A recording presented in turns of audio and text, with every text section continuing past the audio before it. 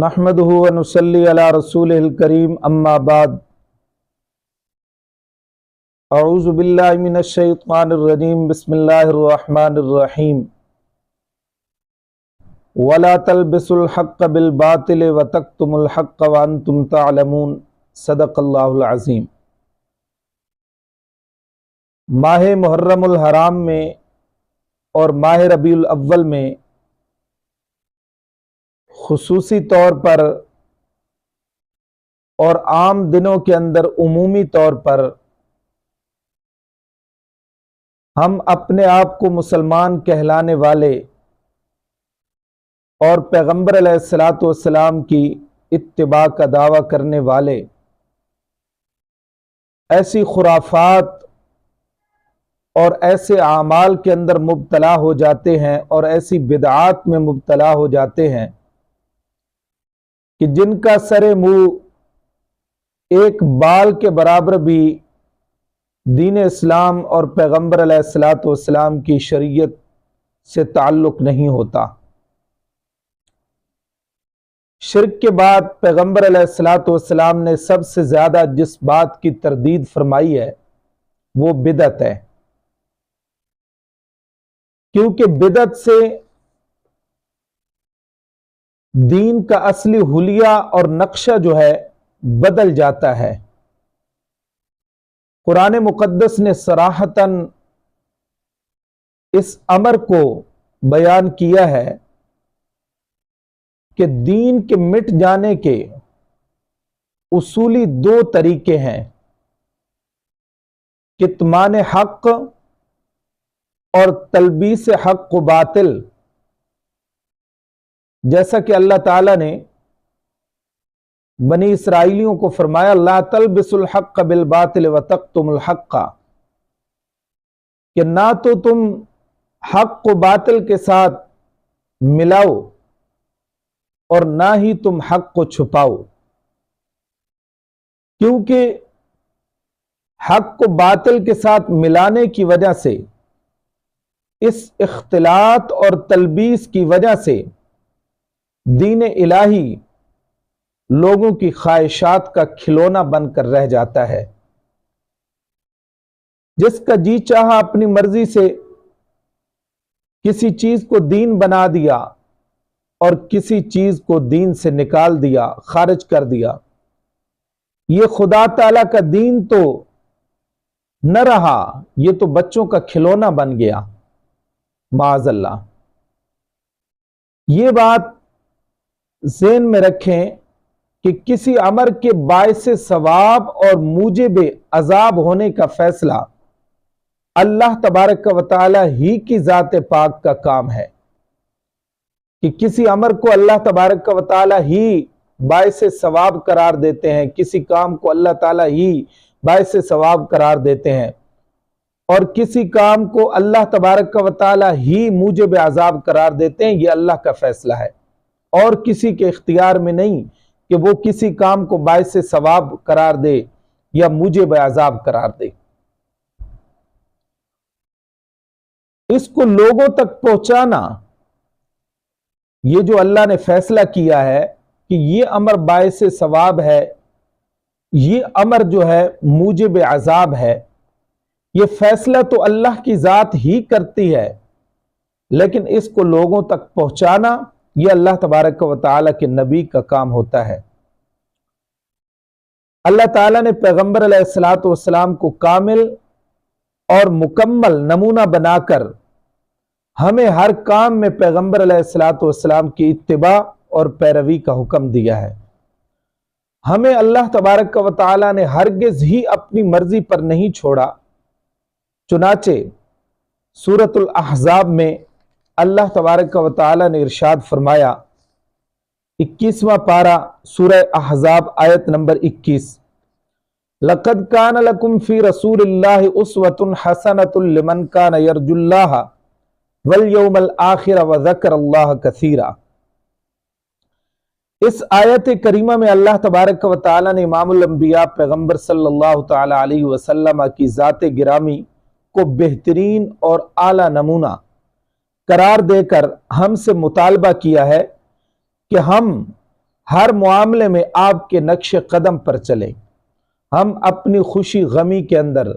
اپنے بیٹھنے اٹھنے میں، طور طریقے میں پیغمبر علیہ الصلوۃ والسلام کے نقش قدم پر چلیں۔ ایک دوسرے مقام پر اللہ تبارک و تعالی نے سورہ آل عمران میں، سورہ آل عمران 3 پارہ اور آیت نمبر 31 میں اللہ تعالیٰ فرماتے ہیں قُلْ إِن كُنتُمْ تُحِبُّونَ اللَّهَ فَاتَّبِعُونِي يُحْبِبْكُمُ اللَّهُ وَيَغْفِرْ لَكُمْ ذُنُوبَكُمْ۔ اب یہ آیت کریمہ اس بات کی صاف اور واضح دلیل ہے کہ آج اگر کسی جماعت یا کسی شخص کو اپنے مالک حقیقی کی محبت کا دعویٰ ہے تو اس کو نبی پاک صلی اللہ تعالی علیہ وسلم کی اتباع کی کسوٹی پر پرکھ کر دیکھ لینا چاہیے۔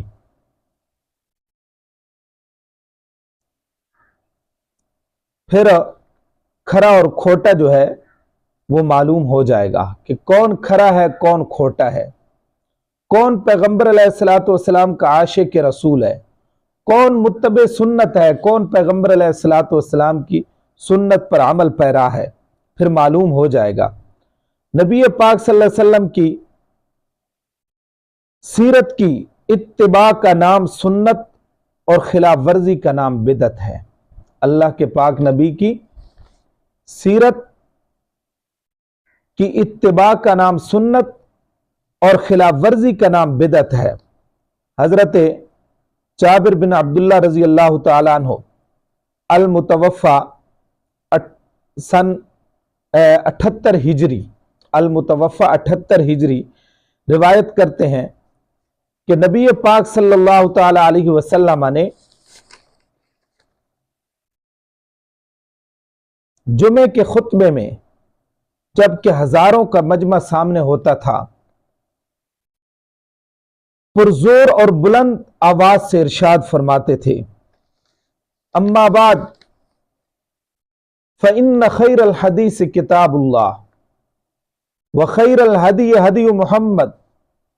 وشر الامور محدثاتها وکل بدعۃ ضلالہ او کما قال النبی صلی اللہ علیہ وسلم، رواہ مسلم۔ اور نسائی شریف میں یہ الفاظ بھی ہیں وَكُلُّ بِدْعَةٍ ضَلَالَةٍ وَكُلُّ ضَلَالَةٍ فِي النَّارِ، کہ ہر بدعت جو ہے وہ گمراہی ہے اور ہر گمراہی جو ہے وہ انسان کو جہنم کی آگ میں دھکیل کر لے جانے والی ہے۔ اب اس حدیث مبارکہ میں پیغمبر علیہ الصلوۃ والسلام نے اپنی ہدا اور سیرت کا بدعت سے تقابل کر کے یہ بات واضح کر دی کہ پیغمبر علیہ الصلوۃ والسلام کی سیرت اور نمونہ کے خلاف جو کچھ ایجاد کیا جائے گا وہ سب بدعت ہوگا، اس کا دین اسلام کے ساتھ کوئی تعلق نہیں ہے، اور ہر بدعت گمراہی ہے۔ اس سے یہ بھی معلوم ہوا کہ ہر بدعت بری نہیں کہ دنیاوی ایجادات بھی مذموم ہو جائیں، بلکہ وہ بدعت بری ہے جو کتاب اللہ اور ہدی محمد اور سیرت محمد کے خلاف ہو، جو پیغمبر علیہ الصلوۃ والسلام کی سیرت اور جس کی ہدایت کو پیغمبر علیہ الصلوۃ والسلام لے کر آئے ہیں اس کے خلاف ہو تو وہ بدعت مذموم ہے۔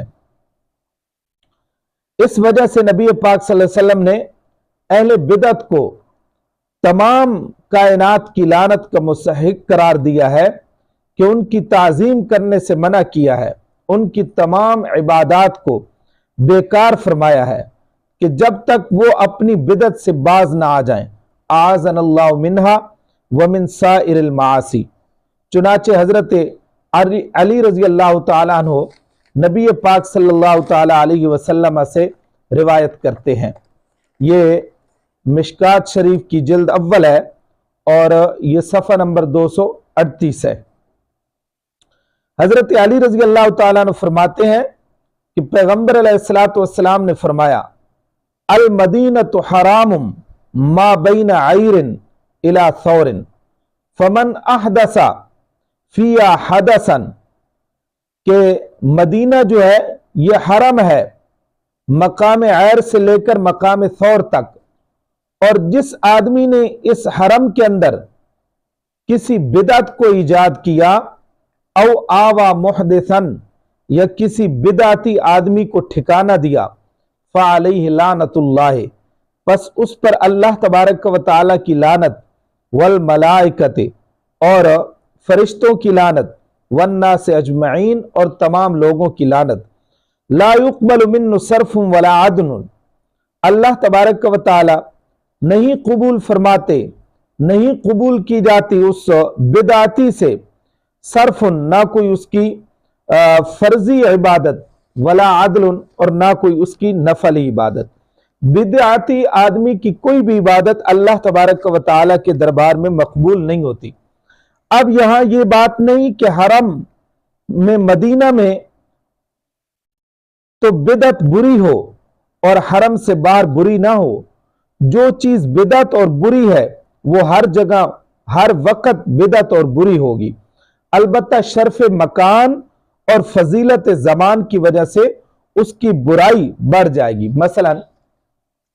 اب ایک آدمی جو ہے وہ جھوٹ بولتا ہے، ویسے بھی جھوٹ بولنا بہت بڑا گناہ ہے،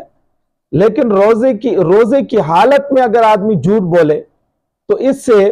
اس کی برائی جو ہے، اس میں قباحت جو ہے وہ بڑھ جائے گی، اس کا گناہ جو ہے وہ بڑھ جائے گا۔ تو بدعت ہوگی جہاں پر بھی ہو، تو جو چیز بدعت اور بری ہے وہ ہر جگہ ہر وقت بدعت اور بری ہوگی، البتہ شرف مکان اور فضیلت زمان کی وجہ سے اس کی برائی بڑھ جائے گی۔ بدعت اور بدعتی کی مذمت کے لیے اس سے بڑھ کر اور سخت الفاظ کیا ہو سکتے ہیں کہ امام الانبیاء صلی اللہ علیہ وسلم نے فرمایا کہ اس کی کوئی فرضی عبادت، کوئی نفلی عبادت جو ہے وہ اللہ کے دربار میں مقبول نہیں ہوتی۔ اور یہ ایک ابن ماجہ کی روایت ہے، حضرت عبداللہ بن عباس رضی اللہ تعالی عنہما نبی پاک صلی اللہ علیہ وسلم سے روایت کرتے ہیں، قالا، حضرت عبداللہ بن عباس رضی اللہ تعالی عنہما نے فرمایا کہ پیغمبر علیہ السلام نے فرمایا، اب اللہ ان یقبل عمل صاحب بدعت، انکار کرتا ہے اللہ تبارک و تعالی کہ کسی بدعتی کے عمل کو قبول کرے، حتی یدع بدعتہ، یہاں تک کہ وہ بدعتی جو ہے اپنی بدعت کو ترک نہ کر دے۔ جب تک وہ اپنی بدعت کو ترک نہیں کرتا، اللہ تبارک و تعالی بدعتی کے کسی عمل کو قبول نہیں کرتے۔ تو یہ تو تمہیدی سبق تھا، اب آگے آئندہ دوسرے سبق کے اندر انشاءاللہ تعالی بدعت کی تعریف کی جائے گی، لغوی اور شرعی تعریف، اور چند ایک بدعات کا ذکر کیا جائے گا جو ماہ محرم الحرام کے اندر یا ماہ ربیع الاول کے اندر ہم اپنے آپ کو مسلمان کہلانے والے جو ہیں وہ کرتے ہیں۔ اللہ تعالیٰ صحیح معنوں میں پیغمبر علیہ السلام کی سنت اور رسول اکرم صلی اللہ تعالیٰ علیہ وسلم کے نقش قدم اور اصحاب پیغمبر کے نقش قدم پر چلنے کی توفیق عطا فرمائے۔ وما علینا الا البلاغ المبین۔